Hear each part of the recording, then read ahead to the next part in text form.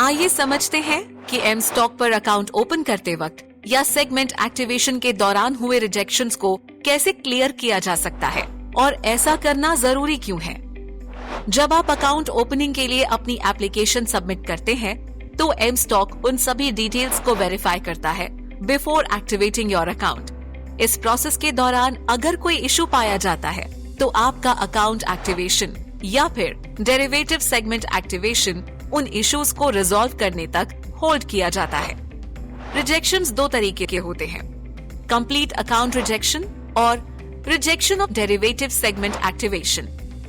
अगर आपका account opening completely reject हुआ है तो रिजेक्शन रीजंस को क्लियर किए बिना आप एम स्टॉक की कोई भी सर्विसेज का लाभ नहीं उठा पाएंगे। रिजेक्शन के कई कारण हो सकते हैं, जैसे कि इनवैलिड सेल्फी। अगर आपने सेल्फी अपलोड करते वक्त एम स्टॉक की गाइडलाइंस को फॉलो ना किया हो, सेल्फी अपलोड करते वक्त इन बातों का ध्यान रखें। पहला, आप सिर्फ अपनी फोटो खींचें, ना कि कोई ग्रुप फोटो। दूसरा, आपकी आंखें खुली होनी चाहिए और पूरी तरह से विजिबल होनी चाहिए।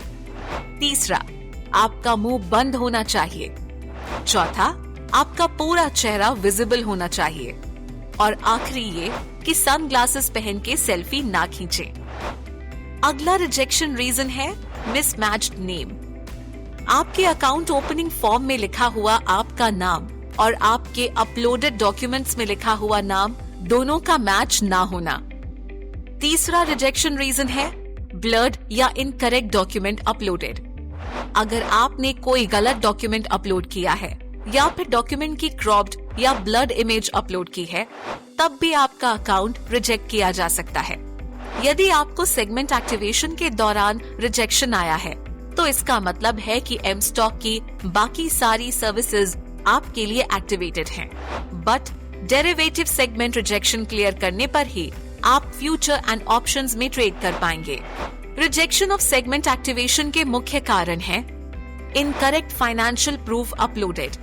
यदि आपने लिस्ट ऑफ डॉक्यूमेंट्स के अलावा कोई incorrect document as a financial proof upload किया है, अगर आपका अपलोड किया हुआ डीपी होल्डिंग स्टेटमेंट आउटडेटेड है या फिर आपका अपलोड किया हुआ फाइनेंशियल डॉक्यूमेंट एडिटेड है।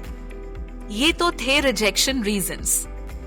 अब देखते हैं कि कैसे हम इन रिजेक्शंस को क्लियर कर सकते हैं। अकाउंट ओपनिंग या सेगमेंट एक्टिवेशन के दौरान आया हुआ हर रिजेक्शन आपको ईमेल और एसएमएस के द्वारा कम्युनिकेट किया जाएगा। अपना रिजेक्शन क्लियर करने के लिए ईमेल या एसएमएस में दिए गए लिंक पर क्लिक करें, जिससे ओपन हुए पेज पर आपको अपना मोबाइल नंबर एंटर करना होगा और उसे ओटीपी द्वारा वेरीफाई करना होगा। फिर रिजेक्शन रीजन के अनुसार अपने सही डॉक्यूमेंट्स अपलोड करें। डॉक्यूमेंट सबमिट करने के बाद 2 से 3 वर्किंग डेज के अंदर आपका एम स्टॉक अकाउंट या FNO सेगमेंट एक्टिवेट हो जाएगा। इस तरह करेक्ट डॉक्यूमेंट सबमिट करके आप हर तरह के अकाउंट रिलेटेड रिजेक्शंस को क्लियर कर सकते हैं और एम स्टॉक की जीरो ब्रोकरेज सुविधा के साथ अनलिमिटेड ट्रेड्स कर सकते हैं। अगर आपको ये वीडियो अच्छी लगी तो लाइक और सब्सक्राइब जरूर कीजिए। रेगुलर अपडेट्स पाने के लिए क्लिक कीजिए बेल आइकन पर। Investments in securities markets are subject to market risks. Read all the related documents carefully before investing.